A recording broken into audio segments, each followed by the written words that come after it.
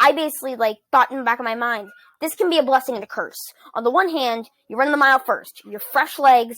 You're nothing else in your legs. You have the potential to do really good in the mile. On the other hand, you also don't have any warm-up races in your legs. So typically, sometimes it's good to have, a short sprint in your legs, because that short sprint can kind of, it can kind of, loosen up your legs for the longer distances. But again, you can also tire yourself out. So it was a blessing and a curse the mile was first, although Hey, what's up, guys? Welcome back to the video. So before we jump into today's video, I'll just say, I hope you enjoyed the last video I posted for you guys about the Fudgical Relay Twosome race. I don't know much about this race because on the schedule of what I posted for my YouTube videos, I am making this video a week prior or a week in advance to this, maybe even 2 weeks. I can't really remember right now. But I don't know. But I hope you really enjoyed what I had to share about before, during, and after the race, my paces, the distance, how it went, how I felt, my feelings before, during, and after the race, and everything in between. So I hope you enjoyed that. Once again, I don't have that much information about this because I'm filming this video for you guys, the video I'm filming for you right now, in advance to this video, in advance to the Fudgical Twosome video. The Fudgical Twosome has not happened at the time I'm filming this, so I don't know much about it, but I hope you enjoyed that video. Guys, so that's probably going to wrap it up for this first block of the intro, and now let's move into our second block of the intro, the topic for today's video. So in today's video, I am super excited to share this one with you guys. This video is going to be a recap of the first indoor track meet of the season, the USATF Youth Invitational. So I have been really looking forward to this meet because I finally got the chance to share. I'm finally getting the chance to share my indoor experiences with you guys, and I'm just really excited to tell you all about how I did in this meet, how the indoor track felt, and everything else. So in this video, we will be recapping the 3 events I ran: the 400, the 800, and the mile. Now you might be thinking, Michael, you ran the 400. That's really short. Yeah, the 400 was just because I kind of had to run it. I could run 3 events, and the mile was the highest. The 800 was the second highest, so he just put me in the 400. But I will be discussing with you guys, so we'll have a regular before the race block. The during the race blocks will be 3 different clips, and the after the race block, I'll tell you what happened after all the races, basically. So yeah, that's probably gonna do it up for that.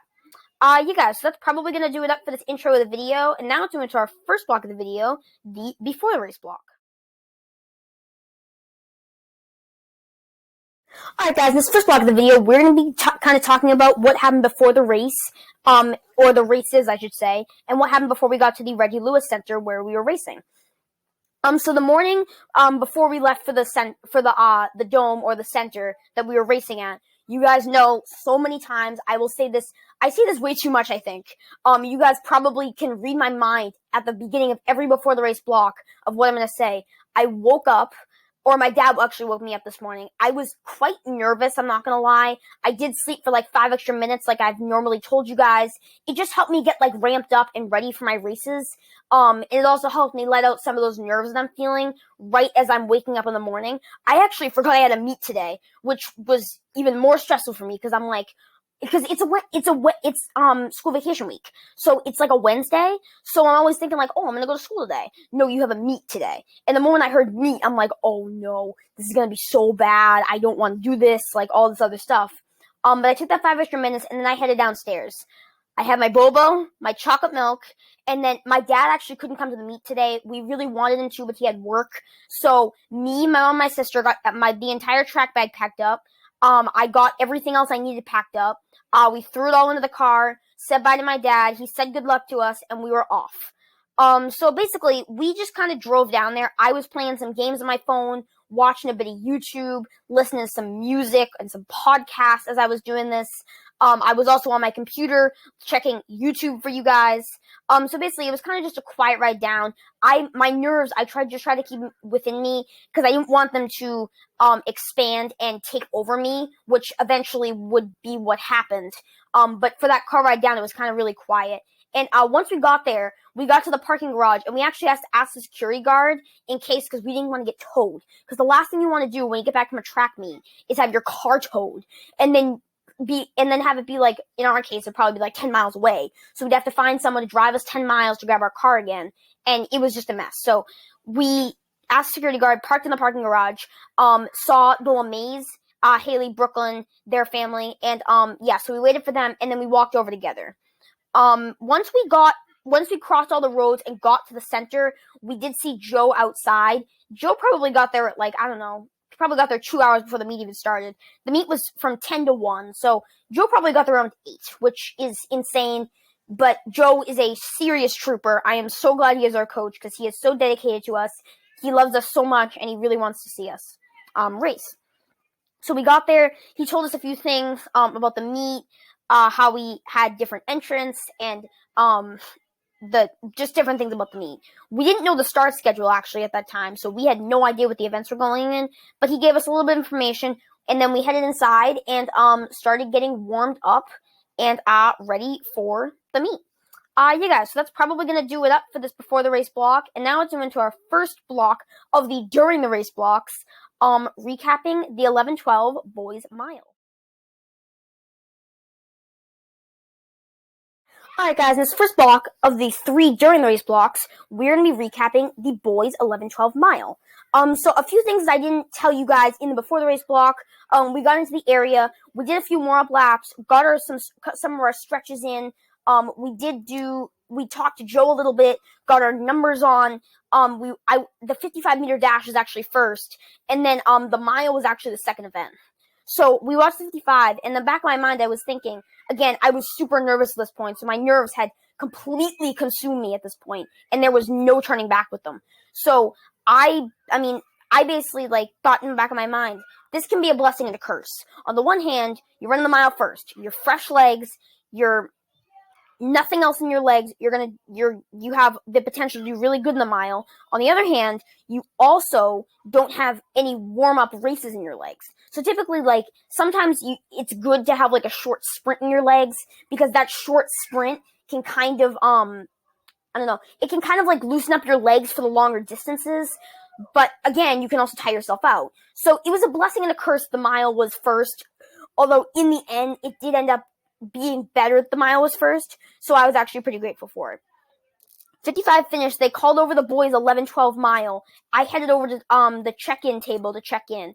I was actually number 1 on the rail. So I got the hip and chest number 1. You typically put the you get stickers that you have to put on your left hip, left chest. And then, so basically the rest of that time was standing around when we watched the girls run the mile. They did great, by the way. Phenomenal running by the girls. But then we stepped up to the line, and they called us up. And I basically said to myself, be calm, be relaxed, you're going to be fine. As long as you're calm, and as long as you're relaxed, and as long as you don't freak out about anything, and you just run your race, you're going to be fine. They call us up to the starting line, blow the gun, and we're gone. So as me being in lane 1, it's kind of hard to get out in front really fast, because typically everyone's cutting over to lane 1, right? I mean, the last thing you want to do is be out in lane 8. So everyone from lane 2 over is trying to cut into my lane, and I basically have to backtrack and try to work my way out of a box or something, and then try to get up in front. Luckily, I did. It was right at the beginning. I did backtrack, did get a little bit of adrenaline speed, and got up in front pretty quickly. Although I thought to myself, all right, you're in front, but you have to go, because you have 8 to 10 kids behind you who can easily just catch you at any possible time. So you just have to go. And I thought to myself, okay, you have the energy, don't wait, just go. Because the moment you don't have the energy and you're with this pack, you can't outkick them. So you just have to go. Through that first lap, I actually felt pretty good. Now, this was a 200-meter track, so it's 8 laps to a mile, not 4. So it was a bit longer, but that first lap, I was feeling pretty good. I couldn't tell what kind of a lead I had. My trick is always listen to the crowd when they cheer for you and then when they cheer for the next person, that kind of gives me a gauge of where I'm at and where the other person's at. So I can tell me like, oh, you have a big lead, or no, you have a really small lead, or no, you're neck and neck with someone type thing. But yeah, so through that first lap, I was feeling pretty good. Through the second lap, I was also feeling pretty good. That was the first 400.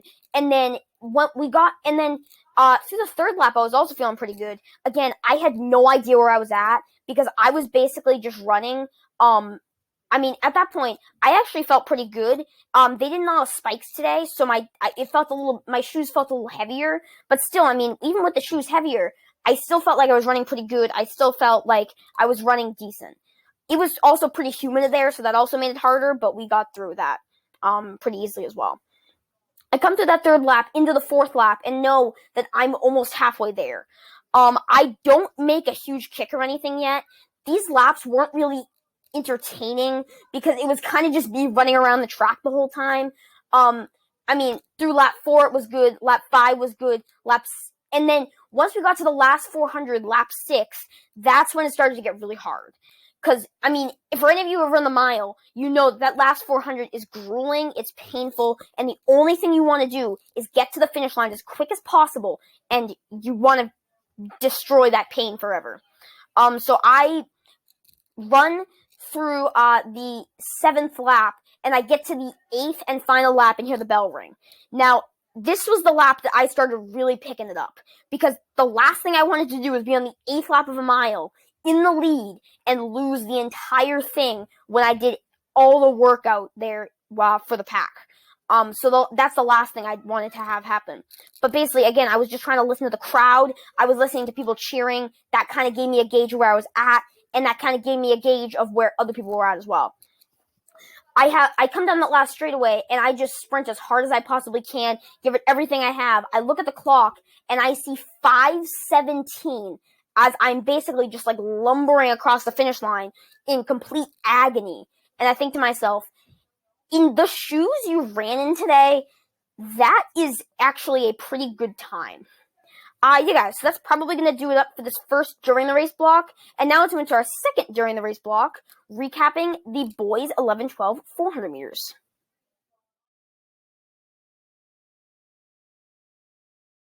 Alright guys, in the second during the race block, of the 3 blocks of the during the race, block, we are going to be recapping the 11-12 boys 400 meter finals. So again, as I told you guys in the last block, the mile was pretty painful through those last 2 laps of the 400. I finished lumbering across the finish line, and I was exhausted. The last thing I wanted to go do was run a 400, and then on top of that, run an 800. But again, wanted to get it done, wanted to run that 400 so bad. Well, I shouldn't say I really, really wanted to run it so bad. The 400 is not really my strong suit. You guys know that I'm a distance runner. I'm not a sprinter. The 400 is not my strong suit, but we still made it through, which is very nice. Thank God I didn't die through any of these events.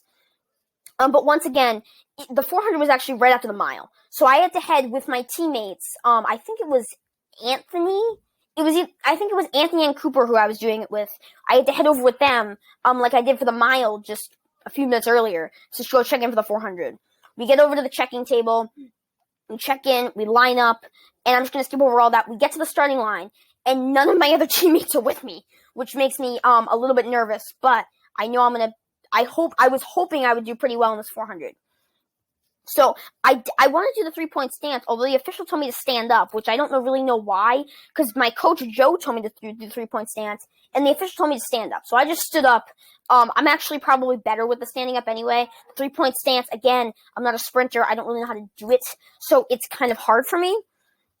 But I stand up, we get called to the line, the gun goes off, and we're gone. I have dead legs for the 400. I just try to get out as quickly as I can because I know, okay, you're only running 2 laps of a 200-meter track. You're only running 400 meters. So as long as you just keep your composure and you don't think about the pain that's going to ensue soon, you'll be absolutely fine. We hit the back stretch, and now I'm in 3rd place. I think this was actually second to last, but I'm in 3rd place now, and again, the 400 wasn't really an important event to me, but again, still 3rd place, I still wanted to do something about it. So, we hit the top turn, and once we get to that straightaway for the first time, and the first time, yeah, we get to break from our cones. So there are like, in indoor 400, you get to break from the cones. So there are cones at like probably 150 meters or something, and you get to break. So I broke from the cones, and basically once I broke from those cones, I pretty much got up on I pretty much went straight over to lane 1 and just tried to control my breathing and everything else that was really, really hurting. At that point, my legs were hurting, but I was trying to somewhat accelerating at that point. I mean, not a huge kick or anything, but I was sort of accelerating to the point where, like, I was starting to catch people. I hit the bell lap, and I can hear the bell as they ring it for the leader. And I just think to myself, okay, you're probably not going to win this, but you might have a chance. So just kick this in as hard as you possibly can, and whether you win or lose, well, it doesn't matter. Just kick it as hard as you possibly can. And yeah, so basically I round that first bend into the back straight, and I start picking off bodies. Once again, these were great runners. I give a shout out to every single one of them. They were great competitors, great runners, and I was so honored to run with them. But I pick off this boy in front of me, and I can now see the leader, and I think to myself, okay, you might be able to catch the leader. Like, you might be able to win the 400. We get to the final 50 meters of the race. I sneak up on the leader's shoulder, and I basically just full turbo. I mean, this is a tactic that if you guys may have seen Nick Simmons, famous running YouTuber, he always says, use the slingshot method. Just slingshot off someone's shoulder and just kick for the finish line as hard as possible. I just kicked, and I kicked as hard as I could, and I prayed and died that I could hold on for this win. And luckily, by 1 second in the results afterward, I was able to hold on for the win. I think 1:11, I think. I saw 1:09, but once again, results can be deceiving, sometimes a few seconds faster or slower. But I saw 11:09 and thought to myself, you just did that on tired legs, dude. That's impressive. Yeah, guys, that's probably going to wrap it up for this second block of the During the Race blocks of the 3. And yeah, now let's move into our third and final During the Race block of the video, recapping the 11-12 boys 800 meters. Alright guys, this third and final block of the During the Race blocks of this video, we're going to be recapping the 11-12 boys 800 meters. So I would just like to apologize if I'm being a little bit, if my words are getting a little tangled up in my voice. I'm filming this for you guys pretty late at night, so I'm a little tired, but I did want to get this out for you guys while it's fresh in my mind, and while I don't forget any details about it. So yeah, I hope you enjoy it. If my words do get tangled up in my voice, I am sorry for that. Once again, I am filming this pretty late at night for you guys, but once again, I want a fresh mind for this video, and I don't want to forget any key details. So yeah, I hope you enjoyed it, and I hope you enjoy the first half, and or I hope you enjoy the clips I've already done for you guys, and yeah, let's get straight into this recap. So the moment I finished the 400, I was once again, I leaned at the finish line, a small like head lean, just like down and on the line, and I see the result. Jesus, I can't even believe I just did that. And yeah, so basically I looked at the results, and then I realized I had a little bit of a break, which I was happy about. The 200 meters was next, which meant the 800 meters was right after the 200, but a lot of kids run the 200, so it takes longer, which gave me a longer rest time. I did take in a little bit of water before, which is good, and then I would say probably about 30, 35, 40 minutes out from the race, we headed into the infield and started to just do a few light warm-ups. I talked a little bit amongst my teammates, Chloe, Haley, and Cooper, who were running the 800 with me as well. Once again, Chloe and Haley for the girls, but Cooper, we were actually in the same race, me and him. So that was really fun. But we talked for a little bit, and then once they called the 800, we went over to the check-in table. We got our numbers. We watched the girls run. Once again, amazing running by the girls. It was really fun to watch everyone run. Once again, amazing running by the girls and boys. It was really fun to watch everyone run in these events, and really fun to witness all these events. So yeah, it was pretty fun. So we checked in, we watched the girls, and then, I think there was one heat before us, and then we went for the 800. Once again, stepped up to the line, tired legs, really, I wasn't thinking too much about this event, but the moment I got to the line, I was kind of thinking, maybe I'm gonna win this event. So they blew the gun, and what actually happened is first time they blew the gun, someone fell down. So after releasing all the nerves and everything, they shot the gun twice, like, quick, and that means that you have to come back to the line, which is the worst feeling ever, because the last thing you want to have to do, I'm glad this didn't happen in the mile when I was freaking out about it, but like the last thing you want to have to do is when you're set off in a race, someone fall, and then you have to come all the way back, you have to restart all again, get your entire body back into start position, and get a good start again. It's the worst if you got a really good start too, because you got a really good start, like now you have to redo that start, and typically that only happens once in a lifetime in some meets. So that was really hard, but we finally recovered from that. The kid was okay. I hope he's okay now. I'm sorry for the fall, but they called us to the line once again, shot the gun, and we were gone. So I tried to get up to the lead pretty quickly. Once again, I wasn't the one first in front. I couldn't actually, the kid had, I think, a white tank top on, but he was really fast. So I just kind of tried to stick with him for a little bit.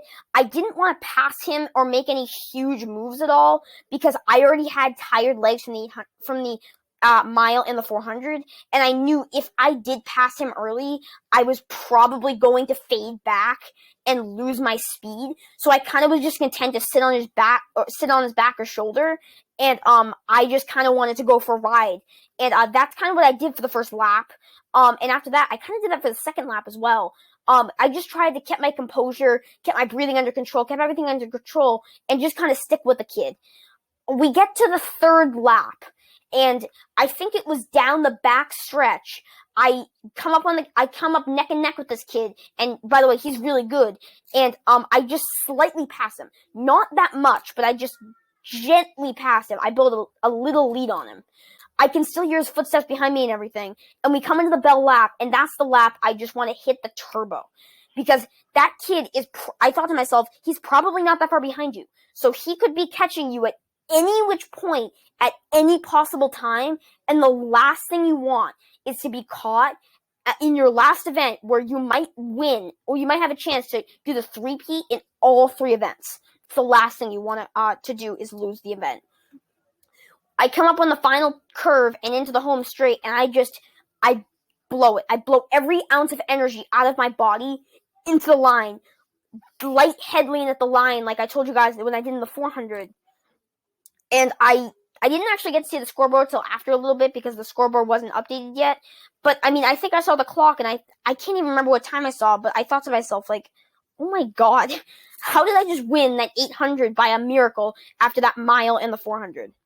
Yeah, guys, so that's probably going to do it up for this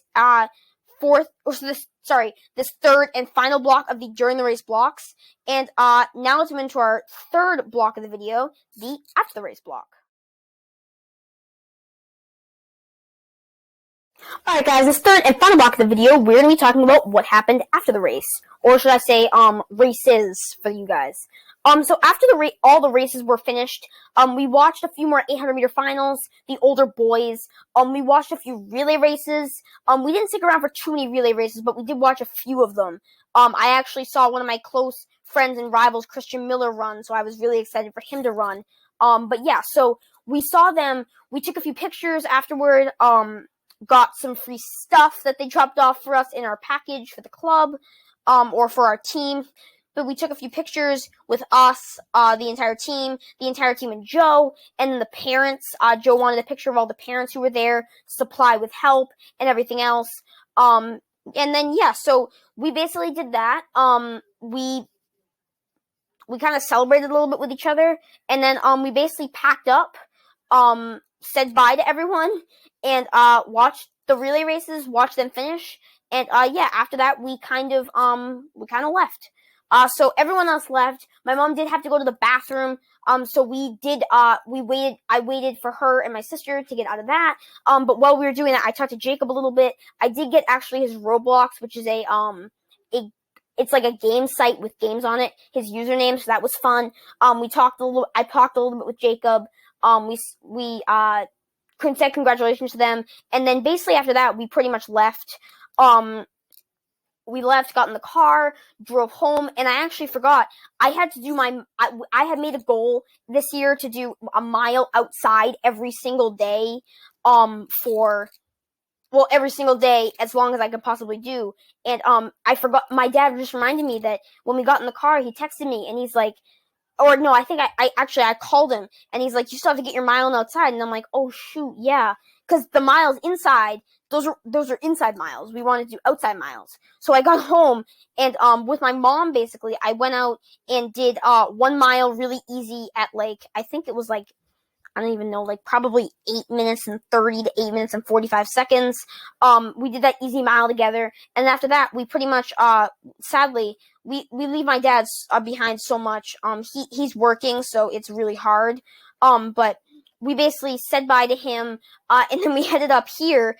If you guys notice, my background is different. I'm actually on vacation with some friends.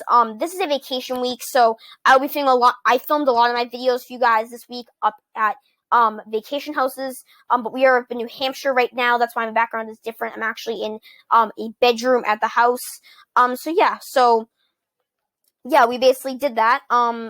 Head up to New Hampshire, and that was pretty much the end of our day. We enjoyed it, and so that was pretty much the end of our day.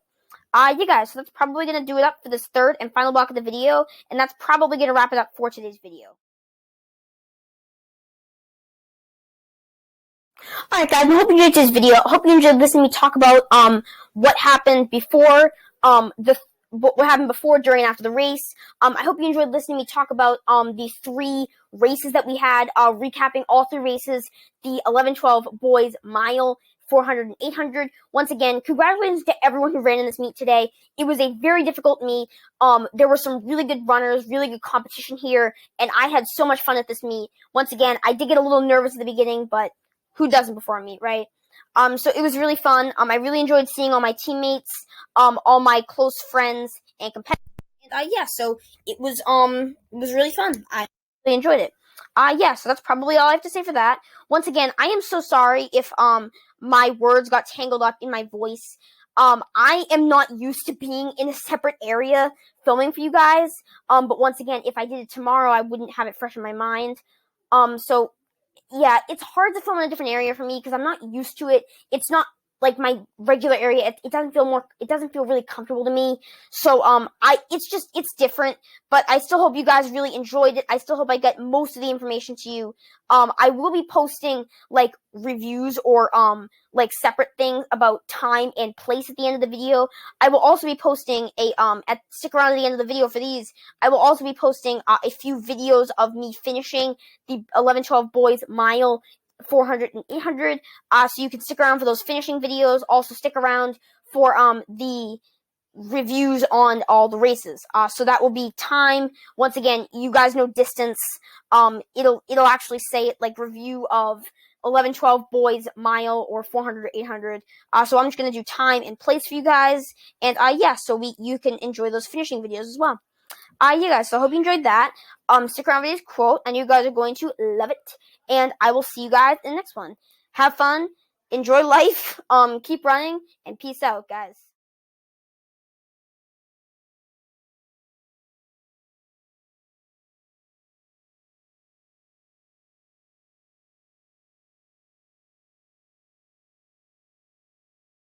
Good job, Michael! Great job, buddy! Good job, bud!